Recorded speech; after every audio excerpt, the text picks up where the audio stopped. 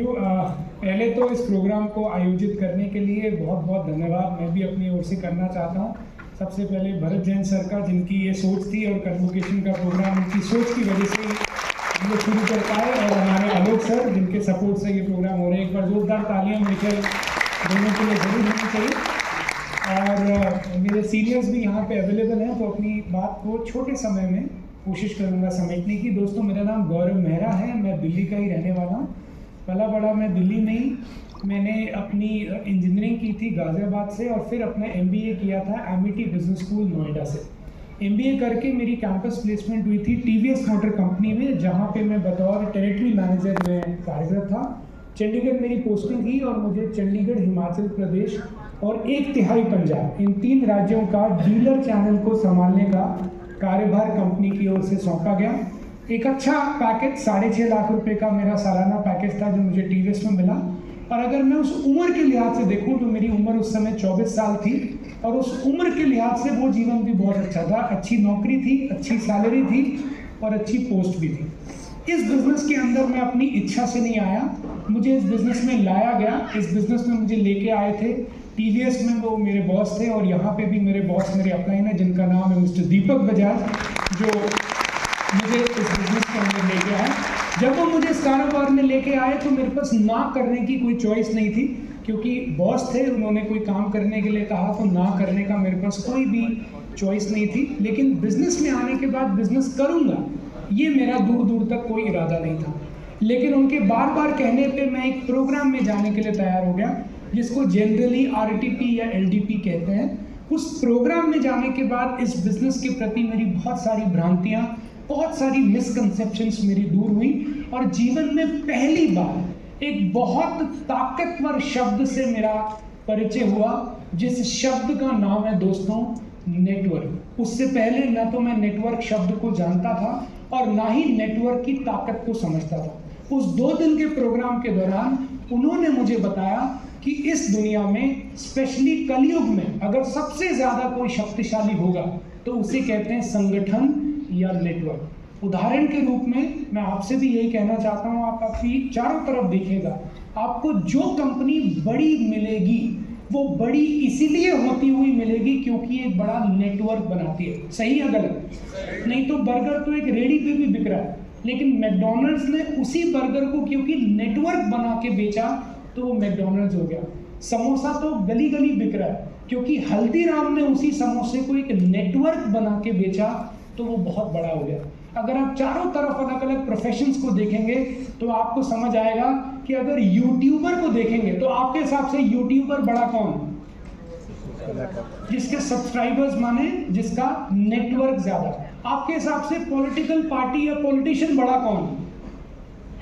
जिसके कार्यकर्ता ज्यादा। अच्छा, आपके हिसाब से बाबा बड़ा कौन? जिसके भक्त ज्यादा। सही में नहीं? अच्छा, एक इसको छोड़ देते हैं, आपके हिसाब से गुंडा बड़ा कौन? कौन बड़ा टेररिस्ट?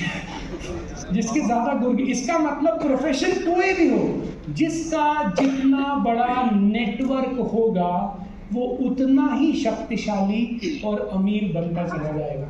उस दिन मुझे ये समझ में आया कि जब मैं TVS में नौकरी कर रहा था तो वहां भी मैं किसी और के लिए नेटवर्क का निर्माण और बने हुए नेटवर्क का पालन पोषण ही कर रहा था। लेकिन यहाँ पे मुझे एक मौका मिला है कि मैं अपने खुद के लिए नेटवर्क का निर्माण कर सकता हूँ, और आपके जाने के बाद मैं उस नेटवर्क को अपनी अगली जनरेशन को पास ऑन करके जा सकता हूँ।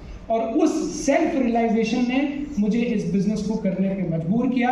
इस बिज़नेस के अंदर मुझे भी काफ़ी साल हो गए काम करते हुए, क्योंकि बहुत साल हो गए तो कुछ अचीवमेंट्स भी रही। मैंने अपना खुद का घर नोएडा के अंदर बनाया, मैं आज वहीं पे रहता हूँ। जैगुआर कार भी मैंने इस बिज़नेस से खरीदी। लेकिन मैं सच कहूँ, मैंने गाड़ी खरीद ली या घर बना लिया या पैसे बना लिए, इसको मैं कोई बड़ी अपनी उपलब्धि नहीं मानता।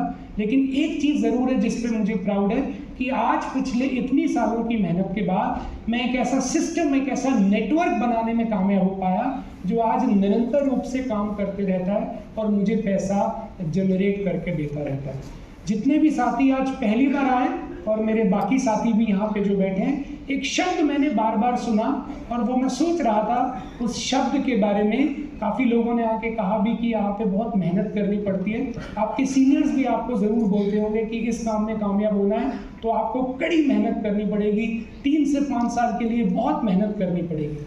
तो ऐसे ही मैं भी एक दिन बैठ के सोच रहा था कि ये जो शब्द है मेहनत, आखिरकार इस काम में ऐसी कौन सी मेहनत है जो सुबह से शाम हम करते हैं।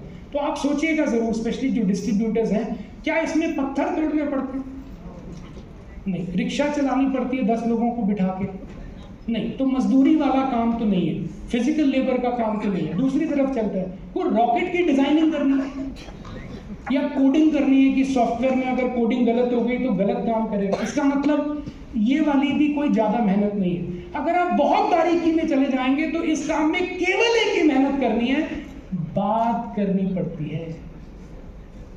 हेलो, आप सोचो, आप किसी आदमी के पास गए तो उसको प्रोडक्ट के बारे में बात बताएंगे तो वो कस्टमर बन सकता है, हाँ या नहीं? उसको प्रोग्राम में बुलाने के लिए क्या करेंगे? बात करेंगे। जब वो प्रोग्राम में आ जाएगा तो प्रोग्राम में क्या करेंगे? प्रोग्राम खत्म हो जाएगा तो उसके बाद क्या करेंगे? तो बात ही तो करनी है। ऐसा कौन सा हार्ड वर्क है इसमें? हेलो। लेकिन हाँ, 4 चीजें सीखने लायक हैं। बात बड़ी चीज नहीं है, 4 चीजें सीखनी बात है। किससे बात करनी, क्या बात करनी है, कब बात करनी है और कितनी बात करनी है।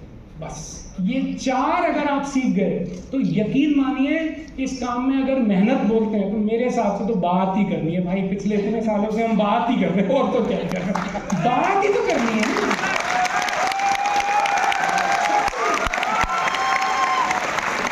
और मेरे हिसाब से सबसे अच्छा सबको बात करना ही लगता है, और स्पेशली अपने बारे में बात करना तो बहुत ही अच्छा लगता है। हेलो, यस और नो? तो आप इस काम को करिए, इस काम में बात करिए। अगर बात करते करते बात बन सकती है तो करते रहिए ना यार। हेलो, यस और नो?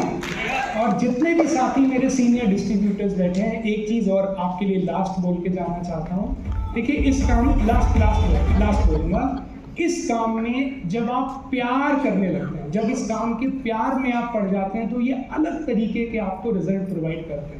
तो एक सेंटेंस बोल के ख़त्म कर रहा हूँ, जब इस काम पे जाएं तो ये सोच लेके जाएं, जहां न खोने का डर होगा न पाने की लालसा। जहां न खोने का डर होगा न पाने की लालसा, केवल करने में आनंद होगा, वहीं से नव जीवन का आरंभ होगा। Thank you so much.